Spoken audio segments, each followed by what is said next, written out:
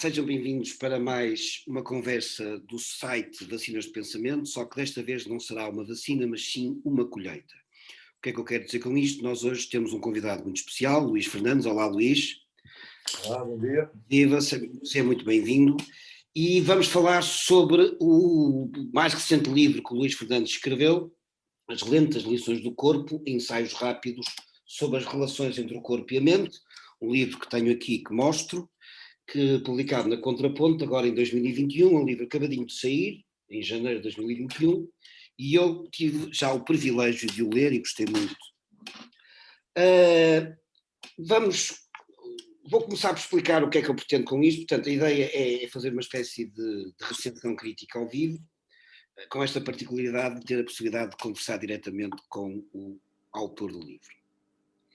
E indiretamente ao assunto, Luís, como te disse, eu quando recebi o livro, eu inicialmente tinha pensado fazer uma análise clássica, digamos assim, ou seja, ler os 4 ensaios, o livro tem 4 ensaios, ver os argumentos de cada um dos ensaios e ir falando ensaio em ensaio. Mas rapidamente percebi que a coisa não funcionava muito bem, porque havia uma série de ideias que eram transversais aos 4 ensaios. Depois, uma segunda hipótese que eu coloquei foi pensar o livro a partir das várias personas, chamemos-lhe assim, até porque tem a ver com aquilo que mais à frente vamos falar, as várias personas que aparecem no livro, porque este livro não foi escrito apenas pelo Luís Fernandes, também foi escrito pelo Lopes Massagista, que é uma personagem nova no universo de heterónimos do Luís Fernandes, e relativamente nova, e o já muito conhecido João habitualmente, porque eles de vez em quando vão aparecendo, vão emergindo e querem falar. Mas também percebi que talvez não fosse a melhor estratégia. Então lembrei-me que havia uma outra estratégia que eu tinha visto há uns anos atrás, mais concretamente há 20 anos atrás, no Porto 2001, que tinha sido usada pelo Paulo Cunha e Silva e que me pareceu muito interessante. Ele, na altura, quando convidou uma série de pessoas, de personalidades, para virem cá falar, ele organizou as palestras a partir de uma espécie de rede de metro com várias linhas, com várias estações. Ou seja, as linhas, de alguma maneira, ligavam alguns dos oradores e, portanto, formavam um conjunto. E pareceu-me que fazia algum sentido fazer desta maneira, porque, de facto, há aqui pelo menos 5 linhas que atravessam o teu ensaio, e é sobre isso que eu vou querer falar. Eu diria que a primeira linha é uma linha bastante crítica ao dualismo mente-corpo, ao dualismo cartesiano, mas também ao verbocentrismo. Nós estamos muito habituados no nosso mundo a centrar-se na fala e não deixar o corpo falar, já te vou dar a palavra, mas também ao crítico ao racionalismo, ao cognitivismo, ao modelo médico atomista ultra especializado, à visão redutora, ou uma série de visões redutoras das neurociências. E nesse sentido, pergunto-te se achas que de facto faz sentido falarmos numa linha que tem estas várias estações, é uma linha de crítica que tem estas várias críticas, cada uma destas estações, digamos assim, é uma crítica que tu fazes a tudo isto que eu acabei de falar. Achas que faz sentido? Concordas com esta linha transversal? Concordo, sim. Desde logo a metáfora do metro é muito interessante porque o metro é um transporte que anda por baixo da terra, é subterrâneo.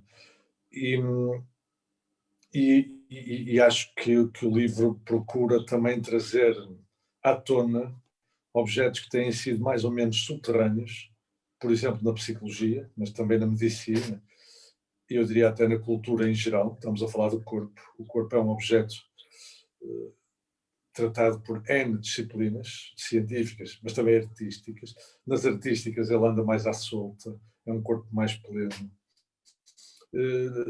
Nas ciências há uma visão muito redutora do corpo e das suas camadas, o que eu vou chamar a corporalidade. Portanto, ele também é subterrâneo nesse sentido,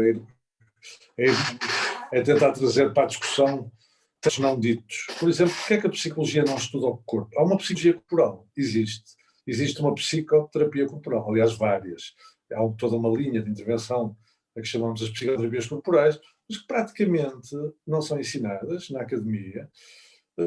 Mesmo na psiquiatria também não conhecem os colegas da medicina psiquiátrica, enfim, não digo que não conhecem de todo, mas está longe, é marginal, digamos. E eu interrogo isto que o Boaventura Sousa Santos já chamou a sociologia das ausências, e que eu aqui diria a psicologia das ausências. Quer dizer, objetos pouco presentes na investigação, pouco presentes nas práticas dos profissionais, e dizia o Boaventura, qual é o sentido deste silêncio em torno da corporalidade? Sim. E depois, quer dizer, tu, a dada altura, falas mesmo de um organismo global, que é uma expressão, pronto, e citas várias vezes o Lowen, quando dizes, por exemplo, nós não temos um corpo, nós somos o nosso corpo.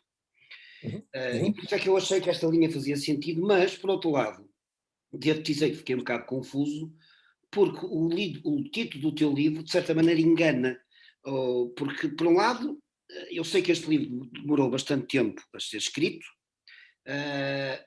e o próprio título diz as lentas lições do corpo, mas, por outro lado, tu fala de ensaios rápidos. Há aqui uma espécie de contradição. E, por outro lado, porque eu diria que isto é uma espécie... Quando eu peguei no teu livro, fez-me lembrar um pouco a ideia de slow food, de slow thinking, chamemos-lhe assim. E depois falas de ensaios rápidos. E por outro lado, no subtítulo, voltas a usar a ideia das relações entre a mente e o corpo e a mente. E por isso é que me pareceu que havia aqui uma espécie de contradição, e dei comigo a pensar, será que ele acabou por cair no erro que critica? Passo-te a palavra. Sim, o subtítulo seria melhor se fosse ensaios rápidos sobre a mente ou corpo-mente. Corpo-mente, um vocábulo único, tradução do inglês body-mind. Acontece que eu não fiz o livro sozinho. Fiz com uma editora, e uma editora que tem grande presença enfim, nas livrarias, é uma editora que vende de grande público e que, para chegar a públicos alargados, os títulos não devem ser herméticos ou não devem trazer palavras que um potencial leitor ache estranhas ou não identifique imediatamente. E quem me chamou a atenção para isto foi o meu editor, o Rui Conceiro, a quem de resto quero deixar aqui palavras de apreço, porque fez um trabalho cuidadoso e, sobretudo, desde logo, acreditou no livro, acreditou no original, acreditou que poderia ser um livro e ter futuro no mercado livreiro, ter futuro, isto é, ter presença no mercado livreiro. Portanto, por relações mente-corpo é uma coisa que toda a gente identifica. Claro, percebo. Foi por aí. E ensaios rápidos, se calhar também para desfazer aquela ideia. Para já, o contraste entre lições lentas e ensaios rápidos. Há aqui um contraste que pode ser estético. Em segundo lugar, a palavra ensaio é um bocado carregada. Okay. E um leitor comum pode achar ensaios, lá estão os intelectuais, os homens lá da universidade, que são um bocado aborrecidos às vezes. Então, um ensaio rápido é uma coisa que talvez se coma melhor. Não fast food, mas o livro não é um livro de fast food. Não, de todo. E, aliás, isto leva-me precisamente à segunda linha, que é uma linha que eu diria que é uma linha profundamente Foucauldiana, porque nós encontramos aqui em inúmeras passagens do livro a presença constante desse senhor que foi tão importante para ti, Michel Foucault. E, por exemplo, quando falas da hipervigilância do corpo, quando usas o conceito de biopoder, ou então quando usas estes três dispositivos, que eu acho que foi uma forma muito feliz de tu captares o que está a passar na nossa sociedade, quando falas da marquesa, da passarela e do pódio. E eu gostava que falasse um pouco mais sobre isto. Porque é que foste buscar esta ideia destes três dispositivos, como tu próprio te chamas? Foi uma forma de metaforizar. Foucauldiana. Como? Foucauldiana. Não percebi. Foucault. Uma forma Foucauldiana. Quando escrevi não pensei nisso. Quer dizer, estas metáforas surgiram. Agora, não preciso de pensar também, porque Foucault, à força de o ter lido e de o ter ensinado nas aulas, fundeu-se na massa e ele está em mim, isto é, todos nós, quando estamos a aprender a pensar, temos mestres. E Foucault foi provavelmente o meu maior mestre na aprendizagem que fiz do pensar e do pensar criticamente, numa altura, nos 20 anos, não é? Nos 20 e muitos, e depois nos 30. Aliás, Foucault, como qualquer grande pensador, é inesgotável. Podemos lá regressar sempre e vamos ver mais coisas, não é? Bom, mas porque essa metáfora? Porque quis com ela tornar claro quais são as forças que pressionam socialmente para um determinado tipo de corpo. O corpo tem historicidade, quer dizer, o modo como olhamos, como vivemos o corpo hoje e a sua própria imagem não é a mesma ao longo da história. Todos nós sabemos que o Renascimento, quando se começou a pintar o nu, as modelos femininas eram gordinhas. Hoje a gordura está por há uma historicidade do corpo, há uma pressão para aquilo que o Vítor Sérgio Freire, que é um sociólogo que tem estudado a sociologia do corpo e que tem aprofundado muito este tema, talvez entre nós o que mais tem aprofundado o tema. Ele fala em corporeidade central ou em centralidade corpórea. Isto é o quê? É o tipo de corpo que é valorizado num dado momento histórico. E qual é o tipo de corpo que se valoriza hoje?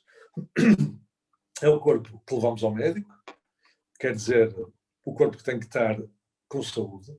E a medicina hoje não é só uma medicina remediativa, mas uma medicina que pretende antecipar-se e, portanto, ser preventiva. E é uma medicina dos estilos de vida, dizendo-nos está na tua mão, através da alimentação, através do não seres um sedentário, através da vigilância dos teus parâmetros de saúde, está na tua mão ser saudável. E depois, se o não fizeres, há um dia em que terás que cá vir, deitas-te na marquesa e nós tratamos-te do corpo. Portanto, é o corpo na marquesa. Não é? Okay. Depois, o corpo na passarela. As passarelas são os lugares por onde desfilam os corpos elegantes e belos das modelos, e hoje em dia também dos modelos. E, portanto, tornando-se como uma espécie de um ideal corpóreo que muita gente tenta seguir. Aliás, é sabido como depois da instalação dos corpos na passarela, de se tornarem dominantes, tantas e tantas adolescentes à procura do corpo perfeito acabaram por anorexizar. Quer dizer, a anorexia mental não nasceu nesta altura, nem pouco mais ou menos, mas ela foi fortemente incrementada pelo modo como certas top models apresentavam magrezas, enfim, no limite quase, já do que é o saudável. E depois, em terceiro lugar, os corpos no pódio são os corpos com poder, que exibem força e que de algum modo trazem para o plano da corporalidade aquilo que é a sociedade competitiva, concorrencial, meritocrática, digamos assim. E portanto, são estas três, Marquesa, Passarela e Pódio, que nos pressionam para uma determinada corporalidade e que, ao fabricar centro, fabricam margem. Aquilo que eu chamo os corpos periféricos. E, de resto, tenho um trabalho publicado com uma colega, a Raquel Barbosa, que trabalha muito ao nível da psicologia a questão da imagem corporal. Temos um trabalho sobre os corpos periféricos, que são aqueles que não correspondem a esta corporalidade que todos nós queremos ter e que exibimos nas redes sociais, no Instagram e por aí fora. Por exemplo, a obesidade hoje é mal vista, como se o gordo ou a gorda tivessem culpa de ser assim, carregassem uma culpa, digamos. É um doente, é um doente. É um doente. O gordo é um doente. Ou se não é doente, está a caminho, não é? Precisamente. E repara, e esta linha, pronto, eu estava a ouvir falar e estavas a falar precisamente da competitividade e da vigilância e leva-me precisamente à pergunta seguinte, porque uma das coisas que eu percebi é que esta linha tem várias paragens, não é só Foucault. Eu chamei-lhe linha Foucault, mas aparecem pelo meio o Bourdieu, o Lipovetsky, o David Le Breton e muitos outros pensadores que também te ajudam a pensar este corpo. E esta forma estes dispositivos e esta forma de pensar. Passada a altura, dei comigo a pensar, até porque há uma citação que eu achei muito interessante na página 130, eu vou-te ler só porque fiquei um pouco surpreendido porque não conhecia esta faceta. Tu às páginas tantas dizes: desconfiamos no entanto da bondade como motor da evolução. A direção da história não é determinada pelas intenções idealistas, mas pelas condições materiais permanentemente produzem e condicionam a vida social. Eu, ao ler isto, imediatamente me lembrei de Marx e dei comigo a pensar se não haverá também aqui uma estação subterrânea cujo nome seja Marx e que de alguma maneira tenha influenciado a tua forma de pensar. Isto é uma provocação, naturalmente. Não, pronto, e até podias ir por aí, mas o Marx foi sobretudo um sociólogo das relações económicas e das relações de poder entre as classes sociais, e eu não o convoquei para aqui, eu posso pensar o materialismo histórico, inclusivamente a partir do próprio Foucault, por exemplo. Mas era isso que eu ia dizer. O Foucault, nomeadamente, o vigiar e punir, isso é muito presente, está muito evidente. Claro. Foucault pensa sempre a emergência dos saberes a partir das suas materialidades. Quer dizer, o louco transforma-se em doente mental e em objeto da medicina quando nasce o hospital psiquiátrico, quando nasce o manicômio e ele é enclausurado. Quer dizer, não há um saber da loucura que pré-existe ao encarceramento do louco. Ele é uma produção enquanto psicopatologia, a psicopatologia é uma produção de manicômio, é uma produção de uma materialidade, tal como a delinquência é uma produção da prisão. Não é?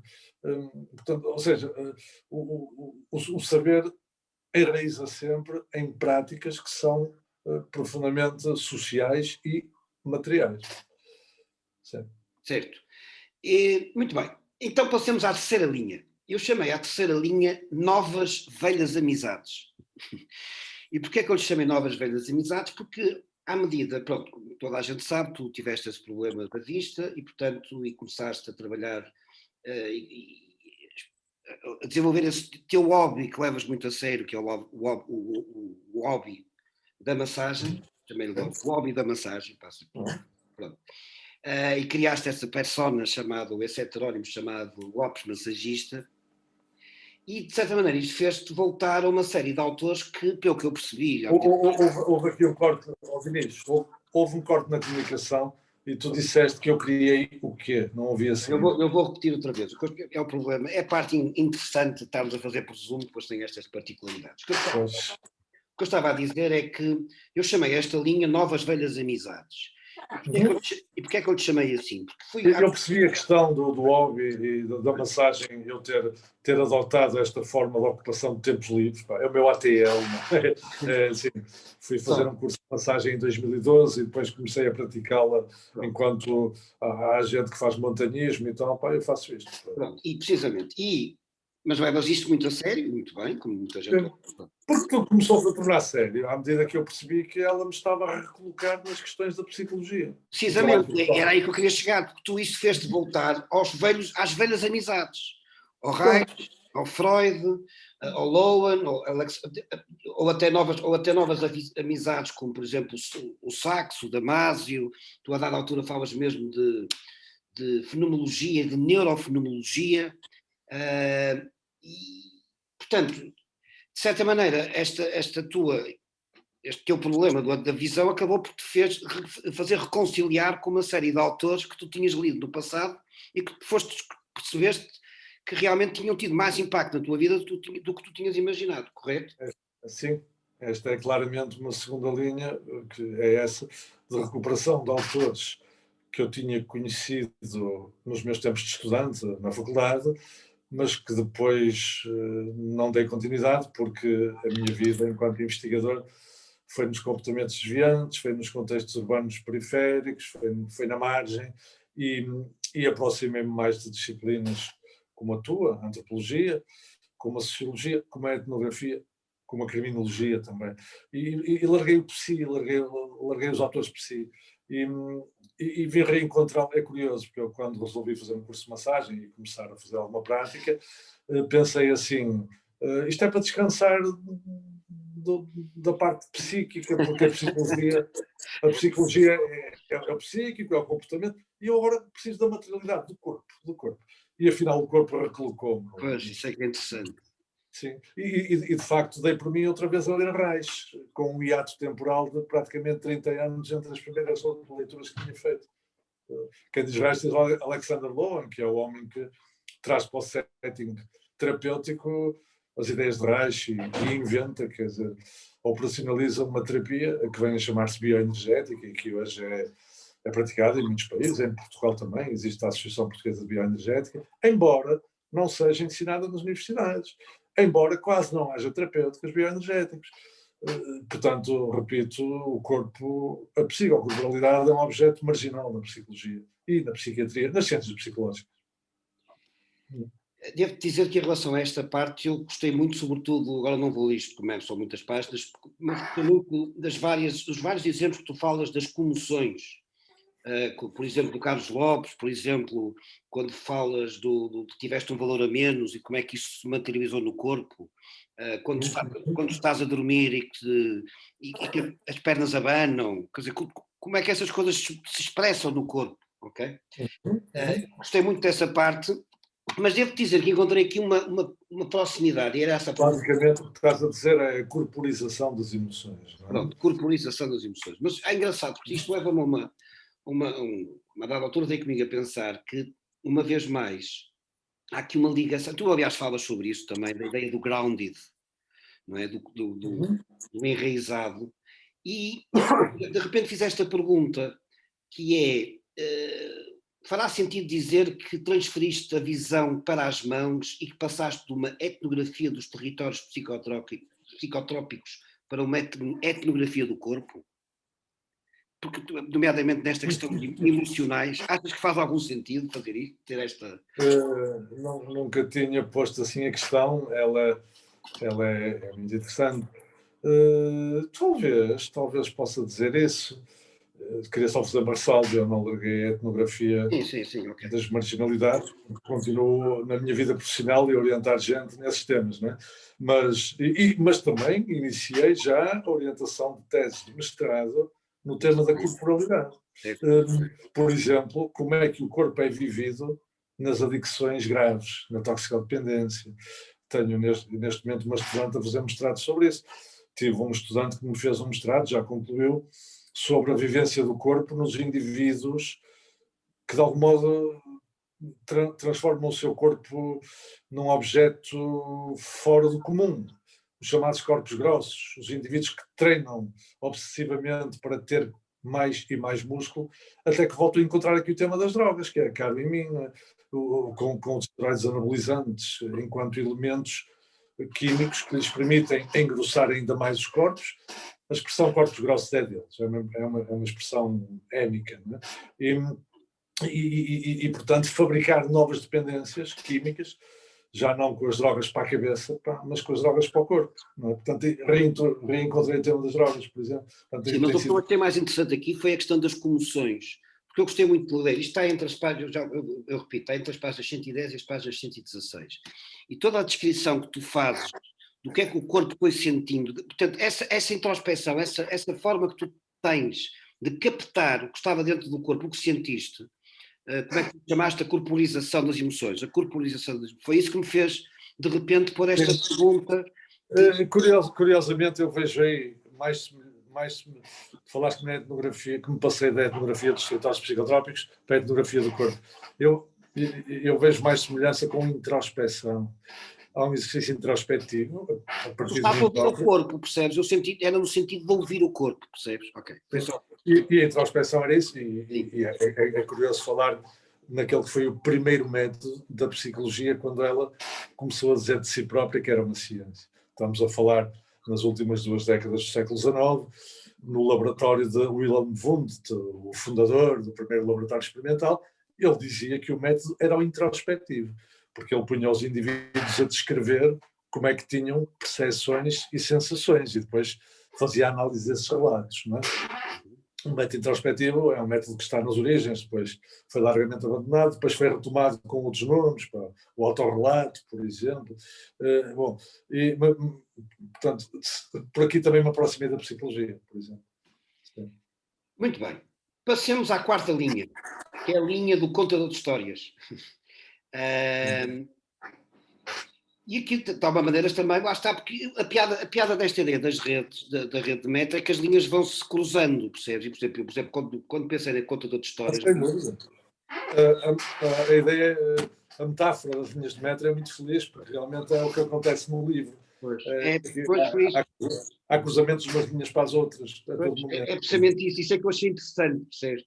Por exemplo, esta ideia da contador de histórias, chama-lhe quarta linha contador de histórias, porque tu és um extraordinário contador de histórias, e também lembrei do Freud, do Sachs, do Damasio, que também são contadores de história, e muitos outros. Há uma longa tradição na medicina e na psicologia de contar histórias, e a partir daí falar de casos.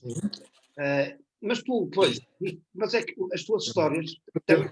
Podemos pensar em autores da área psi, que são muito caros, porque são psicanalistas, que também são grandes contadores de histórias, como o Coimbra de Matos, ou o João dos Santos, da psicanálise infantil, não é? que têm livros extraordinários, acessíveis a grande público, e esse era um desafio que eu queria também, era escrever um livro que, em termos que podem ser difíceis, traduzi-los numa linguagem que seja a de todos. E eu acho que os académicos têm algum dever de fazer, eu não quero dizer obrigação, não gosto de obrigações, mas têm o dever de fazer isto, que é uma forma de devolver à comunidade um conhecimento especializado que muitas vezes não flui para fora das universidades e fica retido nos circuitos dos especialistas. Não? E tu devolves através do João habitualmente, porque aqui é que eu acho que o João habitualmente se mostra de uma forma brilhante. Quando falas, por exemplo, do cão Tico, que morreu de doença de fígado, logo eu, coitado, que não bebia, não é? Pronto, depois tens estas piadas. Quando contas a história do barbeiro que matava lombrigas, quando falas das tuas primeiras incursões pela hipnose, que podiam não ter corrido muito bem, podiam ter corrido bem, a coisa podia ter corrido para torto, não é? Ou então, por exemplo... Aprendi isto de feiticeiro, podia dar para o torto. Eu ainda era estudante quando fiz essas experiências com a hipnose. Ou então, quando eras estudante e começaste a ver o Reich e te entusiasmaste, e ficamos por aqui. Sim, por acaso, essa questão da hipnose até foi a ler Freud, em textos que ele escreve na juventude, no tempo em que ele ainda hipnotizava. Não? É verdade, é verdade. Sim. Até foi a ler Freud. Pronto, sim. Eu sei, mas eu estou-me a lembrar depois do Reich, já estava no Reich, quando começaste a ler Reich, e logo ao fim das primeiras linhas, aquilo entusiasmou-te, não é? Quando estavas em casa das estudantes. Ou então, por exemplo, também gostei muito da história da massagem e da massagista que rapidamente percebeu. Não ouço, concordes? Como? Também gostaste de quê? Desculpa. Também gostei quando falaste da história da massagem e da massagista ter percebido que o olho mais afetado tinha sido o olho esquerdo, que é uma história muito interessante. Se quiseres, queres falar um pouco sobre isso? Porque eu achei essa história, de facto... Quer dizer, realmente, o expediente narrativo é o de, pelo meio de coisas que seriam só conceptuais, digamos, é trazer histórias em que esse conceptual se materialize. Por exemplo, essa questão da massagista, eu é que era massagista, não era ela. Isso foi uma terapeuta bioenergética colombiana, que é a Marta Chaves, que vive no Porto, e que um belo dia propusemos aprender um com o outro. E então ela disse-me, eu vou-te ensinar uma técnica e tu depois ensinas-me a mim uma e tal. E a técnica que ela me ensinou foi pôr-me a desenhar a esculpir um boneco de barro. Deu-me um bloco de meio quilo de barro e uma tigela de água para poder amassar. E ela disse, olha, agora tens aqui isto, faz um boneco que sejas tu. E eu, que sempre detestei trabalhos manuais, era um péssimo aluno nessa coisa, aquilo trouxe-me logo o fantasma dos meus fracassos escolares, os únicos fracassos que tive foram estes. E resisti, disse, mas eu não gosto e tal, eu não sei fazer um boneco. E ela disse, toda a gente sabe, uma criança faz um boneco. Também, se uma criança faz, também podes fazer. E eu lá fiz e tal. E depois, quando o boneco já estava pronto, ela pôs-se a olhar para o boneco e tal. Olhar para o boneco? Olhar para o boneco, exatamente, aqui pôs-se a olhar para o boneco, e perguntou-me se o meu principal, se o olho em que eu tinha tido mais problemas era o olho esquerdo. E eu disse, foi, mas como é que sabes? Vê-se no boneco. E digo eu, vê-se no boneco. Olha, eu quando fiz os olhos nem sequer reparei qual era o direito ou o esquerdo. E ela respondeu-me, pois, tu não pensaste, mas o teu inconsciente sabe. Corporal. E depois perguntou-me a seguir, tens algum problema na perna esquerda? E eu disse, não tenho. Está bem, ok. Bom, entretanto foi a minha vez de mostrar a minha habilidade e de tentar explicar como é que se faz e tal, que foi a massagem. E fiz-lhe uma massagem nas costas, de costas, não foi uma massagem completa, foi só de costas, e às tantas ela disse, mas também era interessante, em vez de estar na Marquesa, por exemplo, na Ayurvédica trabalha no chão, não é? E eu disse, na massagem indiana, ayurvédica, é no chão. Mas eu não posso porque não posso estar de joelhos. Tenho uma ruptura de menisco no joelho esquerdo. E diz ela, afinal sempre tens um problema na perna esquerda. Ok, quer dizer, o inconsciente veio ter comigo outra vez naquele momento bom, e são coisas destas que são muito interessantes no trabalho psicocorporal. Não é? Sem dúvida. Portanto, e o livro vai ter histórias deste tipo. Vai Sim, contar sem dúvida. histórias. E vai precisamente, como é que eu hei de pôr isto? Vai tornando a escrita uma escrita que é muito, que é, que é científica, que é uma escrita, é que tu falas de coisas bastante sérias e científicas, mas vais amenizando, digamos assim, e vais devolvendo, como há pouco dizias, à comunidade, e vais explicando, e vais divertindo também, porque o livro também, isto não tem que ser uma chatice. Faço aquilo que os comunicadores em ciências fazem. Estou-me a lembrar, sabe, eu quando tínhamos 20 anos, ou 20 e muitos, havia um extraordinário comunicador de ciência que era o Carl Sagan. Não é? Sim, sim. Ele trazia temas muito difíceis, pá, da física, da astronomia. Ele trazia-os para uma linguagem em que era a partir do contar histórias. Não é?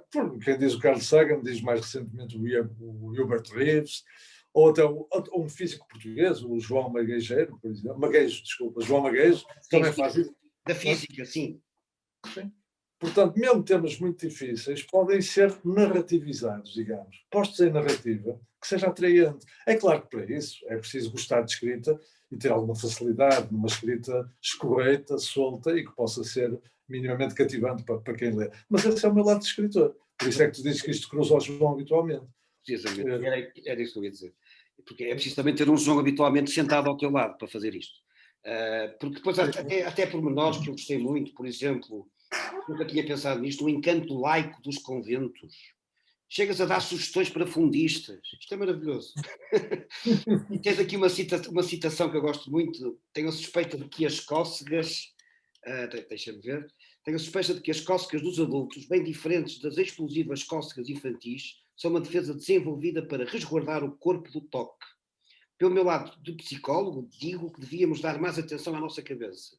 Pelo de massoterapeuta, digo que devíamos fazer com os pés. Seríamos assim seres mais completos, seres com pés e cabeça. E com cabeça. E acho que captas muito bem esta ideia.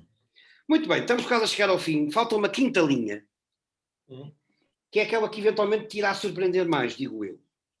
Dei comigo a pensar às páginas tantas que tu recorres muitas vezes a de uma forma operativa. Atenção que isto não é nenhuma crítica, mas recorres muitas vezes a binarismos. Mente-corpo, Oriente-Ocidente, ciência-poesia, compreender, explicar, revelar, esconder, explicar, revelar. Por exemplo, gostei muito desta ideia de que um Ocidente seria mais retórico e um Oriente mais silencioso. Tu dizes desconfias, não afirmas, desconfias. Que talvez. E foi nesse sentido que eu dei comigo a perguntar. Temos também aqui, digamos assim, isto já sou eu a pensar, porque eu sou antropólogo, temos aqui também uma linha estruturalista. Se é. As linhas que eu fui descobrir para aqui, já viste? As linhas que eu fui descobrir. Não, mas o interessante de poder dar um livro aos outros, pôr um livro em comum com os leitores, é que os leitores descobrem coisas que nós não pensamos nelas, não é? E essa é a riqueza de ler. Então isso ainda é potenciado na literatura. Eu quando publico livros de poesia e depois ouço amigos ou outros poetas falar daquilo, aquilo às tantas já não tem nada a ver com o poema que eu escrevi, não é? Mas é o poema que a pessoa apropriou. E isso é riquíssimo, isso não me aborrece nada, pelo contrário. A leitura é um jogo de interação com o leitor. E é por isso que é bom ler. Toda a gente que escreve também é leitor. Eu adoro ler, mais até do que escrever, embora quando esteja a escrever e quando começa a correr bem, fico de tal modo absorvido que gosto muito mais de escrever do que de ler e gosto muito mais de escrever do que de fazer outra coisa qualquer. Não é? Aliás, deixa-me dizer-te isto, também para irmos encaminhando a conversa para o fim, mas dizer, tu disseste logo de início que eu demorei muito a escrever este livro. eu não demorei muito a escrevê-lo. O que mediou foi muito tempo entre os primeiros escritos e o chegar à editora. Porque eu fui escrevendo. Quer dizer, a nossa vida académica obriga-nos a uma escrita muito padronizada, porque temos que publicar em revistas científicas, e essa é a escrita que nos ocupa ao longo do ano. Portanto, este era um livro que eu ia escrevendo em férias. A outra é escrita das 9 às 5, esta é escrita. Esta é escrita do mês de agosto, essencialmente. O primeiro ensaio foi escrito em agosto de 2012, o segundo em agosto de 2013 e o terceiro em agosto de 2015. É claro que eu depois fui repegando neles, às vezes ao serão, para me distrair um bocado e para descansar da vida académica.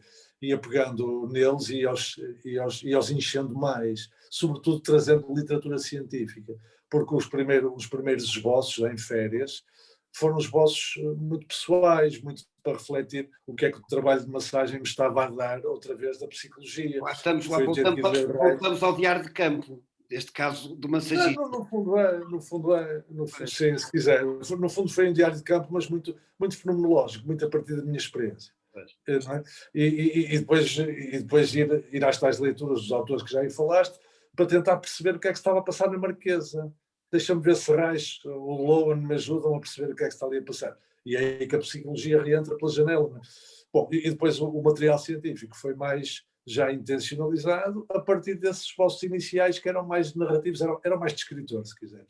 E, portanto, é um tipo de escrita que eu acho que os académicos deviam fazer mais vezes, que é uma escrita mais solta, menos padronizada, menos vergada ao que querem os papers, às vezes muito maçudos, digamos. Também temos que os fazer, eu sei, eu também os faço, não é? Mas depois isto de algum modo é uma escrita libertadora.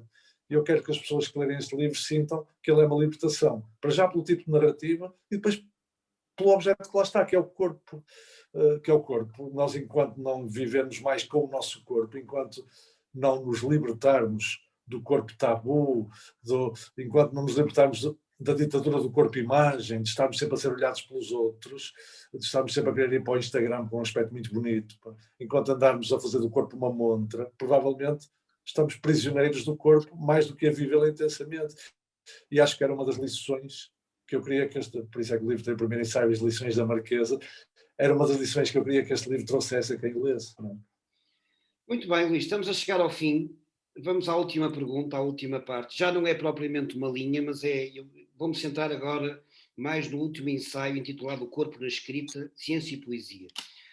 Porque, de alguma maneira, não é que não esteja ligado aos outros ensaios, porque está, mas eu senti que tinha sido talvez escrito de uma outra forma, não sei explicar. Tinha qualquer coisa de diferente. E achei interessante, também, pronto, tu fazes aqui falas de uma digressão para o mundo das drogas, a ciência explica aqui, eu diria que há aqui muito lado do epistemólogo, do professor de epistemologia, ok? Senti muito essa presença. Curiosamente, é a parte em que falas de poesia em que aparece menos o João habitualmente, foi também o que eu senti, que é uma coisa estranha, achei interessante essa ideia. Foi a sensação que eu tive. O João estava aqui, tinha ido talvez à casa de banho, nesta altura, não faço ideia, tinha ido almoçar, não faço ideia, e basicamente eu interpretei este último ensaio como uma espécie de tentativa de mostrar que o corpo emergiu pela poesia, ao mesmo tempo que era disciplinado, controlado pela ciência. Ou seja, que a poesia não se afastou do corpo, deu-lhe voz. Concordas? Concordo com essa leitura. Bom, de facto, esse ensaio é um bocadinho diferente dos outros e foi escrito há 2 anos, quando o editor, o Rui Conselheiro, me disse o livro é curto, precisávamos de um livro um bocadinho maior, mais uma vez, por razões editoriais, comerciais, não é? E eu aceitei o desafio de tentar esticá-lo mais um bocado, até porque eu queria muito publicá-lo. E tinha medo que o editor dissesse, olha, mas com este tamanho não vou publicá-lo. Eu queria pôr o livro cá fora, portanto o meu remédio foi escrever mais um ensaio. Não é? E pensei assim, bom, e por que não juntar o meu lado da poesia com o lado da ciência? Mas é curioso dizeres isso, que é onde está menos João habitualmente. Eu agora percebo porquê. Porque eu ali estou na pele de alguém que pega em poemas que falam muito do corpo, como Cesarini, Natália Correia, António Boto, Maria Teresa Hort, por exemplo, Jorge Sousa Braga, um poeta mais dos nossos dias, que ainda está aí em plena atividade de escrita. peguei nestes poetas para ver como é que a poesia escreve o corpo, e é de facto um lugar onde ele anda à solta. Mesmo poetas que o escreveram durante a ditadura do Estado Novo foram altamente incómodos, porque iam contra todos os cânones morais da época. Não é? Portanto, eu ali estava a fazer um exercício de alguém que analisa a literatura. Ora, o João habitualmente não analisa a literatura. O João habitualmente escreve. Quando estou a ser João habitualmente, quero lá saber dos analistas da literatura. Não é? Portanto, se calhar ali eu fiz um pequeno ensaio pessoal de tentar ser um especialista que olha para a literatura com um determinado olhar e tal, para a poesia. Mas foi um ensaio que deu muito gozo, porque percebi que a ciência e a poesia, em certo sentido, fazem movimentos contrários em relação ao corpo, como tu disseste. Um liberta-o, outro disciplina-o, por exemplo. Outra coisa que eu também notei foi que a narrativa poética, à medida que passa o tempo, torna-se mais livre. Os poetas atuais podem fazer rima branca, podem não respeitar as estruturas estróficas que eram clássicas, enquanto que a ciência fez um movimento contrário. A ciência dos séculos XIX e de uma grande parte do século XX tinha um discurso mais livre, mais polissémico. Hoje responde a formatos muito mais estritos. Aquilo que se chama a escrita científica, que de algum modo expurgou qualquer coisa que pudesse cheirar a conotativo, a subjetivo, digamos assim. E eu tenho alguma pena que a ciência venha a evoluir nesta direção, sobretudo nas ciências sociais e humanas. Porque as ciências sociais e humanas falam das pessoas e falam da linguagem. E a linguagem tem que ser rica. A nossa linguagem é sempre polissémica, mesmo quando somos iletrados. O povo usa a metáfora abundantemente. A metáfora é uma forma de pensar. E depois a ciência expulsa a metáfora. Porquê? Não é? O livro também interroga estas coisas. Luís, plenamente de acordo, e estava-te a ouvir falar e de repente ocorreu-me que talvez fizesse sentido para terminar esta conversa, porque eu não tenho mais nada a perguntar. Gostei muito desta conversa, espero que também tenhas gostado, nomeadamente da forma como eu recebi o livro, porque essa é a ideia, não é? Daquilo que eu retirei do livro. Gostei imenso, não é segredo para ninguém, disse logo, gostei muito do livro, já te conheço há muito tempo e gostei muito de ver neste novo papel, nomeadamente, pronto, porque ainda por cima vai mais uma vez, aproxima-se mais das minhas áreas, como tu sabes, e portanto fiquei muito fascinado e gostei muito de ler este livro. No entanto, agora que estavas a falar no fim, e eu já tinha tido esta ideia, mas depois deixei-a de lado, mas se não tiveres mais nada a dizer, não sei se queres dizer mais alguma coisa, eu queria terminar com o Mosca Azul, do Machado de Assis, o que é que tu achas? Parece-te bem? Acho excelente, acho uma bela ideia, porque está no espírito do livro também. Agora, é o poema da Mosca Azul, mas deixa-me só dizer o seguinte, que foi um prazer poder abrir esta tua nova rubrica, As Colheitas, em que vais trazer seguramente mais vezes outros livros de gente que publica e tal, e foi muito bom estar a abrir aqui esta secção e agradecer-te a forma profunda como leste o livro, ainda por cima num tempo relâmpago, quer dizer, leste rapidamente, mas com profundidade. Também fizeste essa contradição entre o rápido e o profundo, que está no título da minha obra. Agradeço. Devo ao confinamento. Agradeço ao confinamento, já que estou em casa, tenho para ler. E é uma forma também de eu intervalar, porque eu estava a corrigir trabalhos de alunos e também precisava de ir lendo outras coisas. Pronto, e gostei muito, devo dizer, mesmo muito de ler o teu livro, muito obrigado. Pronto, então, e sobretudo fico muito satisfeito em abrir esta rúbrica com este teu livro, ainda por cima com o livro de um amigo, portanto, que eu conheço há muitos anos e que admiro tanto. Portanto, sinceramente, não estou a mentir, não estou a dizer que estás aqui, é verdade. E quando ouvis a conversa da Gabriela Moita vais perceber isso. Mas, então, para terminar, eu sei que tu gostas muito deste poema e, como tu sabes, eu disse muitos poemas ao longo da minha vida, gostava muito, foi assim, aliás, que nos conhecemos, foi no Pinguim Café. Termino com A Mosca Azul do Machado de Assis, um poema que, se não me falha a memória, é de 1903, estou aqui a olhar para o site, mas não consigo descobrir. Mas pronto, mas acho que é de 1903. E diz assim, aproveito já para dizer às pessoas que nos estão a ouvir que há aqui uma outra palavra que não faz parte, digamos assim, do nosso português contemporâneo, mas que, por exemplo, Poliá, que significa pessoa do povo, eu fui ver, que eu também não conhecia, mas na maior parte das vezes, na maior parte do poema percebe-se bem. Então diz assim, era uma mosca azul, asas de ouro e granada, filha da China ou do Indostão. que entre as folhas brotou de uma rosa encarnada em certa noite de verão. E zumbia e voava e zumbia, refulgindo ao clarão do sol e da lua melhor do que refulgiria um brilhante do grão mongol. Um poliá que a viu espantado e tristonho, um poliá lhe perguntou: Mosca, esse refulgir, que mais parece um sonho, dize, quem foi que te ensinou? Então ela, voando e revoando, disse: Eu sou a vida, eu sou a flor das graças, o padrão da eterna meninice, e mais a glória, e mais o amor. E ele deixou de estar a contemplá-la, mudo e tranquilo, como um faquir, como alguém que ficou deslembrado de tudo, sem comparar nem refletir. Entre as asas do inseto, a voltear no espaço, uma coisa me pareceu que surdia, com todo o resplendor de um passo. E vi um rosto, que era o seu. Era ele, era um rei de Caxemira, que tinha sobre o colo nu um imenso colar de opal e uma safira tirava ao corpo de Vishnu. 100 mulheres em flor, 100 naíras super finas aos pés dele, no liso chão, espreguiçam sorrindo as suas graças finas e todo o amor que tem lhe dão. Mudos, graves, de pé, sem etíopes feios, com grandes leques de avestruz, refrescam-lhes de manso os aromados cheios, voluptuosamente nus. Vinha a glória depois, 14 reis vencidos, e enfim, as párias triunfais de 300 nações e os parabéns unidos das coroas ocidentais.